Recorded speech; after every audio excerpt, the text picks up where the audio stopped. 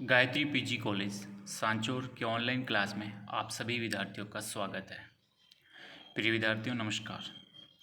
BA final year राजनीति विज्ञान में आज का हमारा टॉपिक है भारत के पड़ोसी देशों के साथ संबंध, जिसमें हम विशेषकर हमारे अकॉर्डिंग सिलेबस पाकिस्तान और साम्यवादी चीन के संबंधों के बारे में हम अध्ययन करेंगे। तो सबसे पहले शुरुआत करते हैं भारत पाकिस्तान के संबंध में। देखिए, भारत के लिए आज सबसे बड़ी जो चुनौती है वो है कि हमारे जो पड़ोसी देश हैं और जिस प्रकार से हमारे पड़ोसी देशों से जो संबंध बिल्कुल यूँ कहें कि जो पड़ोसियों के साथ जो बिगड़े तेवर हैं उनको सुधारने की सबसे बड़ी आवश्यकता है। चीन से संबंधों के सामान्यीकरण का दारोमदार सीमा विवाद के हल पर अधिक निर्भर है। पाकिस्तानी परमाणु कार्यक्रम की चिंता का मामला है।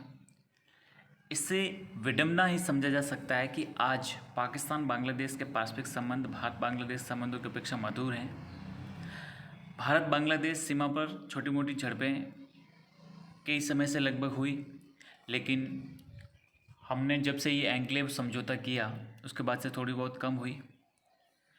तो यूँ कह सकते हैं कि बांग्लादेश के साथ हमारे जो संबंध हैं पहले की तुलना में काफ़ी सुधरे, लेकिन भारत नेपाल, भारत पाकिस्तान, भारत चीन संबंध आज कटुता के दौर से गुजर रहे हैं। तो सबसे पहले देखते हैं कि भारत पाकिस्तान के जो संबंध हैं पूरी तरह से अपन ऐतिहासिक पृष्ठभूमि में जाते हुए ये देखेंगे कि किस प्रकार से इन दोनों देशों के मध्य जो समस्याएं पैदा हुई। तो देखिए, एशिया महाद्वीप में ब्रिटिश उपनिवेशवाद की समाप्ति के साथ एक नए संघर्ष की शुरुआत हुई और इसी के परिणाम स्वरूप इस क्षेत्र से शांति शब्द का लोप ही हो गया। और ये संघर्ष है दो पड़ोसी देशों का संघर्ष, जिसमें भारत और पाक संघर्ष के नाम से हम जान सकते हैं। भारत पाक संघर्ष की प्रकृति को सही रूप से समझने के लिए भारत विभाजन में निहित तथ्यों को वस्तुनिष्ठ अध्ययन अपरिहार्य है। विभाजन की घटना ने दोनों समुदायों के मध्य घृणा, अविश्वास और वैमनस्य को क्रूरतम ढंग से उजागर किया। विभाजन के बाद सभी समस्याओं को स्वतः सुलझा जाने के स्वप्न देखने वाले जब वास्तविकता नज़र दौड़े तो उन्हें घोर निराशा हासिल हुई। पाकिस्तान के जन्म से समस्या सुलझाने की अपेक्षा अधिक उलझ गई और इस महाद्वीप में नए संघर्ष का सूत्रपात हुआ, जो अपनी प्रकृति से कहीं अधिक गहरा और पेचीदा था। कुलदीप नायर कहते हैं कि विभाजन के लिए आप किसी को दोषी भी ठहराएं, वास्तविकता यह है कि इस पागलपन ने दो समुदायों, दो देशों के मध्य दो पीढ़ियों से भी अधिक समय तक के लिए अपने संबंधों की कड़वाहट को उत्पन्न कर दिया। दोनों देशों में हर विषय, हर कदम पर मतभेद बढ़ता गया। छोटी छोटी बातों से बड़े बड़े विवाद का रूप धारण हो गया। इसलिए यूँ कहें कि जो माइकल ब्रेशर हैं उनके शब्दों में कहें कि भारत पाकिस्तान हमेशा अघोषित युद्ध की स्थिति में रहे हैं और अभी भी चल रहे हैं। तो लगभग ऐसा समझा जाता था कि जो इस स्वतंत्र दोनों अलग अलग राष्ट्र हो गए तो अपन अपने देश के विकास में या अपने देश की जो चुनौतियाँ उनके समाधान में ढूंढेंगे, लेकिन पाकिस्तान ने हमारे से केवल दुश्मनी निभाने के अलावा और किसी भी अपनी विदेश नीति में तय नहीं किया। तो दोनों देशों के साथ विभाजन से कुछ ऐसी समस्या पैदा हुई जिनको लंबे समय तक संघर्ष के रूप में तब्दील देखते रहे। तो देखिए, भारतीय नेताओं को आशा थी कि देश के विभाजन से शांति और आपसी मेलजोल को बढ़ावा मिलेगा और दोनों देश शांति, सद्भावना और सहयोग के वातावरण में आर्थिक विकास के लंबे और कठिन कार्य में जुट जाएंगे। लेकिन पाकिस्तान के जन्म के साथ ही कुछ ऐसी समस्या उत्पन्न हो गई जिनके कारण प्रारंभ से दोनों देशों के मध्य कटुता आ गई। ऐसी कुछ समस्या थी जिनसे दोनों देशों के रिश्ते और भी खराब होते गए। तो कौन कौन सी हैं? तो एक है हैदराबाद विवाद, जूनागढ़ विवाद, ऋण अदायगी का प्रश्न, नहरी पानी विवाद, शरणार्थियों का प्रश्न और सबसे महत्वपूर्ण कश्मीर का विवाद। तो क्या हैं ये सभी महत्वपूर्ण विवाद जो हमारे देश के विभाजन से ही शुरुआत हुई, इसकी हो चुकी थी? एक एक करके उसको समझते हैं। सबसे पहले हम देखते हैं हैदराबाद विवाद। देखिए, हैदराबाद जो आज तेलंगाना की कैपिटल है और पूर्व में जो आंध्र प्रदेश की भी राजधानी। तो हैदराबाद भौगोलिक दृष्टि से भारत के अंतर्गत मिल सकता था। रियासत के जो प्रमुख थे निजाम, अब निजाम का जो रवैया बहुत ही अस्पष्ट और अनिश्चयात्मक था। पाकिस्तान ने हैदराबाद को इस भ्रम में रखा कि मुसीबत के समय में उनके साथ है। हैदराबाद का निजाम एक स्वतंत्र राज्य स्थापित करने का स्वप्न संजोए हुआ था।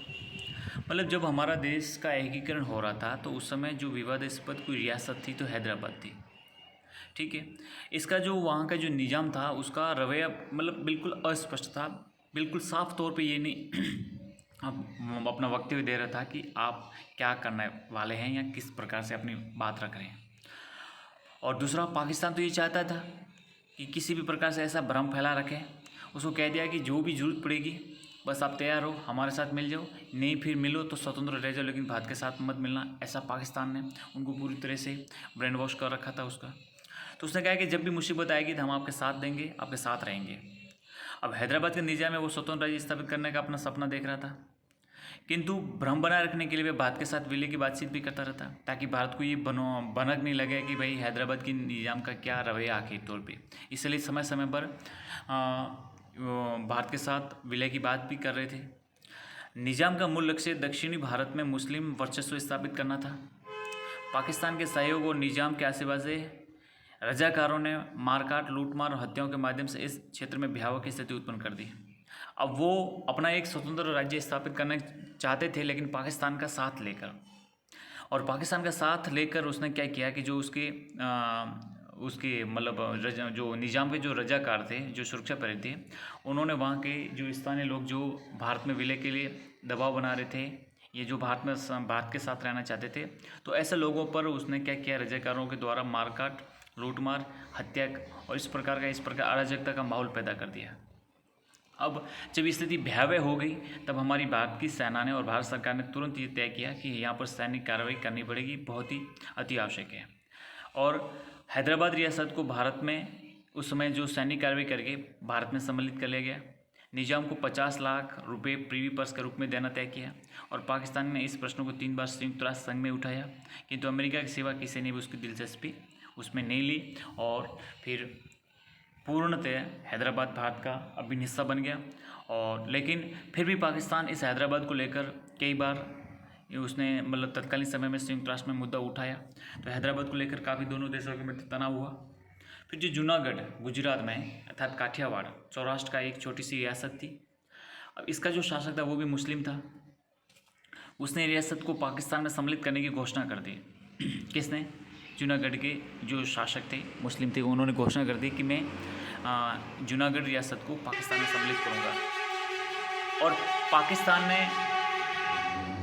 पाकिस्तान ने उसका सम्मेलन स्वीकार भी कर लिया, जबकि वहाँ की अधिकांश जो जनसंख्या थी वो हिंदू थी। रियासत की जनता ने नवाब को पाकिस्तान भागने के लिए बाध्य कर दिया। मतलब जूनागढ़ की जो जनता थी, जनसंख्या थी, वो बहुसंख्यक हिंदू थी, लेकिन शासक था वो मुस्लिम था। अब जनता की इच्छा थी कि हम भारत के साथ रहें, लेकिन वहाँ के जो शासक ने कह दिया कि हम पाकिस्तान के साथ शामिल हो रहे, तो ये वहाँ की जनता को बिल्कुल नागवार गुजरा। फिर नवंबर 1947 में मुस्लिम दीवान को वहाँ से बाध्य होकर भारत सरकार हस्तक्षेप करने के लिए आमंत्रित करना पड़ा और लोगों की इच्छा को ध्यान में रखते हुए यहाँ पर जनमत संग्रह करवाया और जनमत संग्रह के बाद जूनागढ़ को भारत में सम्मिलित कर लिया गया। पाकिस्तान ने जूनागढ़ के मसले लेकर भारत विरोधी प्रचार किया। उसने भाई कहा कि हमारा क्षेत्र है और हमारा विलय कर दिया था, फिर भी उसने भारत ने पहले इस पर मतलब आरोप लगाता रहा है। तो जूनागढ़ को लेकर भी कुछ समय तक विवाद रहा। फिर तीसरा विवाद था ऋण अदायगी का प्रश्न। अब देखिए, विभाजन के उपरांत भारत और पाकिस्तान के मध्य कई आर्थिक समस्याएं थी, बिल्कुल साझी समस्याएं थी, क्योंकि स्वतंत्रता से पूर्व पाकिस्तान हमारे तो अंग था, तो जैसे हमारे देश की परिस्थिति थी ऐसे ऐसी उसकी भी परिस्थिति थी। लेकिन जब ये अलग हो गया, स्वतंत्र अलग राष्ट्र बन गया, तो दोनों देशों के बीच आमदनी और कर्ज का बंटवारा एवं लागत धन के बीच संतोषजनक बंटवारा करना था। कि दोनों देश अलग हो गए तो जो हमारी राष्ट्रीय आमदनी थी, जो भी हमारे ऊपर कर्ज था, उसका जो बंटवारा करना था दोनों में बराबर तरीके से, अर्थात जो भी धन है उसका भी संतोषजनक बंटवारा करना था। मुद्रा के संबंध में निर्णय लेना था। व्यापारिक संबंध में तनातनी शुरू हुई क्योंकि पाकिस्तान ने तुरंत जूट के निर्यात पर प्रतिबंध लगा दिया गया, क्योंकि आप देखते हैं कि पूर्वी पाकिस्तान और पश्चिमी पाकिस्तान दो पाकिस्तान के हिस्से थे। हाँ, ये अलग बात है कि पूर्वी पाकिस्तान जो बांग्लादेश के रूप में 1971 में अलग स्वतंत्र राष्ट्र बन गया था, लेकिन 1971 से तो पहले एक ही थी। तो जब ये व्यापारिक संबंध में संबंध खराब हुए तो पाकिस्तान ने क्या किया कि वहाँ से जो पूर्व पाकिस्तान से जूट का निर्यात है उस पर प्रतिबंध लगा दिया। आर्थिक समस्याओं में सबसे कठिन विस्थापितों की जो संपत्ति थी उसकी समस्या थी कि जो विस्थापित हुए, हिंदू बाहुल्य क्षेत्र से मुस्लिम गए और मुस्लिम बाहुल्य क्षेत्र से हिंदू गए, जो विस्थापित हुए, जो एक प्रकार से इधर से उधर हुए, तो इनकी जो संपत्ति थी, अब उसमें सबसे बड़ी जो संपत्ति थी वो हिंदुओं की थी। व्यापारी हिंदू थे, उनकी बहुत बड़ी संपत्ति थी, तो उसको लेकर भी बहुत बड़ा एक प्रश्न था। और हिंदू शरणार्थी पाकिस्तान में अपनी बेहद अथाह मात्रा में अपनी संपत्ति छोड़कर आ गए थे। उसमें उसका जो मूल्य आंका गया था वो 3000 करोड़ रुपये था। तत्कालीन आज़ादी के समय में जो हिंदू शरणार्थी अपनी संपत्ति छोड़कर पाकिस्तान से आए थे, उस संपत्ति की जो कीमत आंकी गई थी वो कितनी थी? 3000 करोड़। जबकि जो मुसलमान भारत में अपनी संपत्ति छोड़कर गए थे, उनका कुल मूल्य केवल 300 करोड़ था। केवल कितना? 300 करोड़। और हिंदुओं की 3000 करोड़।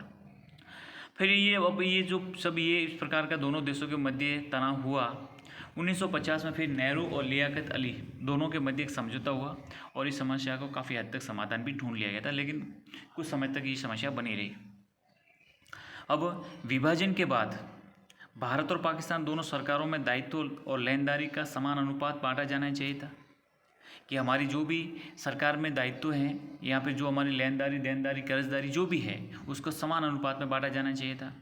परंतु सौजन्यवश भारत सरकार ने ब्रिटिश सरकार के सारे ऋण बाहर स्वीकार कर लिया। मतलब ब्रिटिश सरकार के जो भी ऋण थे वो भारत सरकार ने उसको स्वीकार कर लिया, उसमें पाकिस्तान को किसी प्रकार से उससे मुक्त रखा।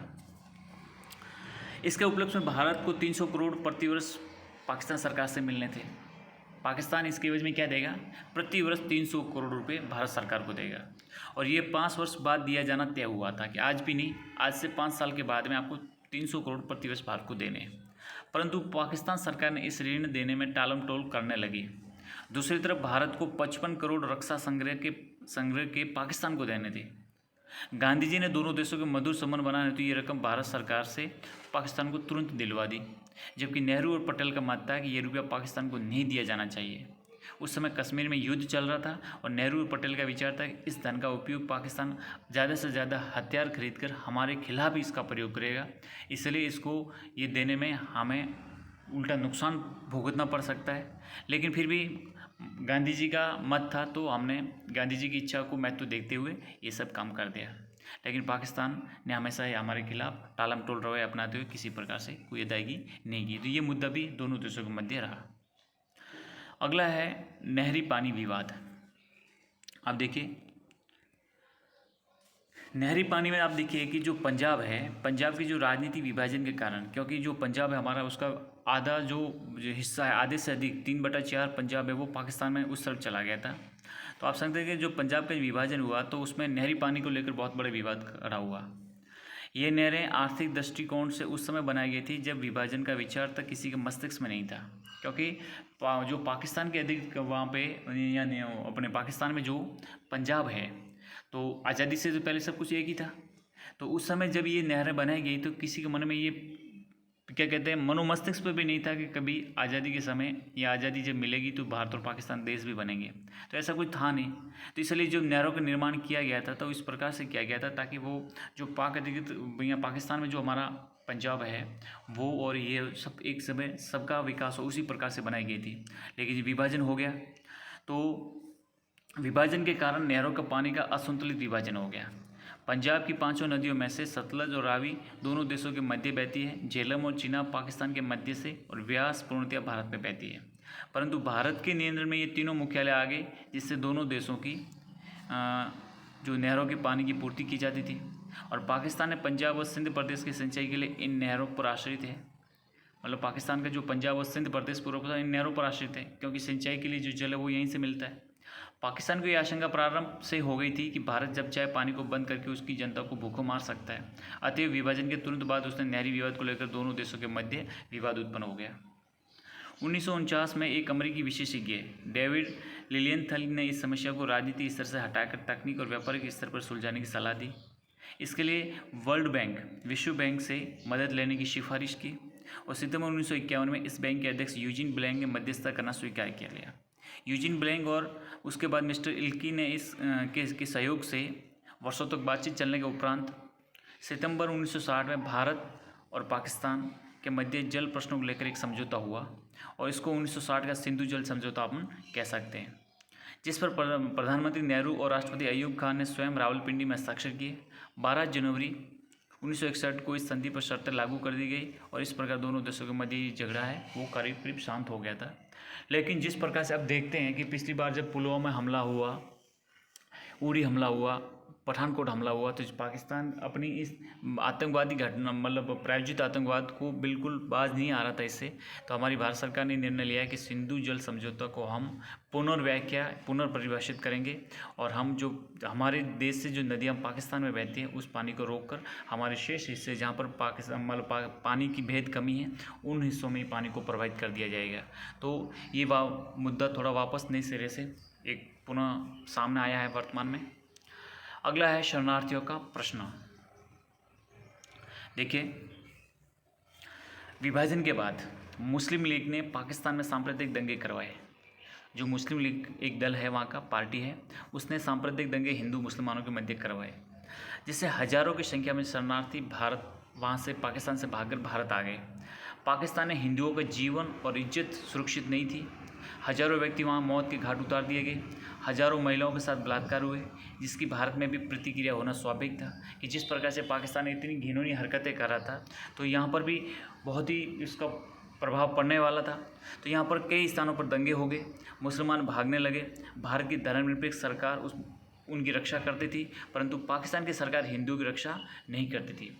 भारत ने कभी भी जाति या धर्म के आधार पर भेदभाव नहीं किया। हमारे स्वतंत्रता सेनानी, हमारे राष्ट्र के नेता, हमारी सरकार सभी ने आगे आकर इन दंगों को रोकने की कोशिश की और मुसलमानों को कहा कि आपका अपना देश है, यहाँ से भागकर मत जाइए। गांधी जी ने जब दंगों प्रभावित क्षेत्रों का दौरा किया, मतलब हम पूरी तरह से धर्मनिरपेक्ष होकर काम कर रहे थे, लेकिन पाकिस्तान ऐसा नहीं कर रहा था। पाकिस्तान में हिंदू की किसी प्रकार से रक्षा नहीं हो रही थी और इसलिए आप देखेंगे कि जितनी बड़ी संख्या में विस्थापित पाकिस्तान से आए उतनी बड़ी संख्या में भारत से पाकिस्तान नहीं गए। ये स्पष्ट रहता है कि उसका क्या चरित्र था पाकिस्तान का। उसके बाद में भी देखते हैं कि पाकिस्तान से जो हिंदू शरणार्थी वो निरंतर आते रहे। ये शरणार्थी पाकिस्तान में अपनी ज़मीन संपत्ति सब कुछ छोड़ आए थे। भारत ने पाकिस्तान से क्षतिपूर्ति मांगी, जिससे वे देने में आनाकानी करता रहा और शरणार्थियों की समस्या आज भी बनी हुई है। जब भी पाकिस्तान में सांप्रदायिक अत्याचार होते हैं तो हिंदू अल्पसंख्यक भारत की ओर भागते खड़े नजर आते हैं और आज भी समस्या यूँ की बनी हुई है। आप सिंध प्रदेश में देखिए, वहाँ पे हिंदू जो आज़ादी के समय करीबन 20% के आसपास थे, आज केवल 1.5 के आसपास हिंदू शरणार्थियों की संख्या वहाँ पर रह गई है, हिंदुओं की संख्या रह गई है। और वो भी आए दिन जब देखते हैं कि वहाँ पे मंदिरों को तोड़ दिए जाते हैं, हिंदू बहन बेटियों के साथ बलात्कार किया जाता है, इतना बहुत घिनौना पाकिस्तान में जब व्यवहार किया जाता है, तो वहाँ से वो धार्मिक वीज़ा के या किसी अन्य ने आधार बनाते हुए वो या इंडिया आते हैं और वो वापस इंडिया में रह जाते हैं। वापस जाने की वो बिल्कुल कोशिश नहीं करते, क्योंकि उनको पता है कि वहाँ बहुत ज़बरदस्त तरीके से उनके साथ उत्पीड़न किया जाता है, उनके अधिकारों का उल्लंघन किया जाता है। तो शरणार्थियों की समस्या आज भी बनी हुई है। काफ़ी संख्या में पाकिस्तान से हिंदू भारत की तरफ आ रहे हैं।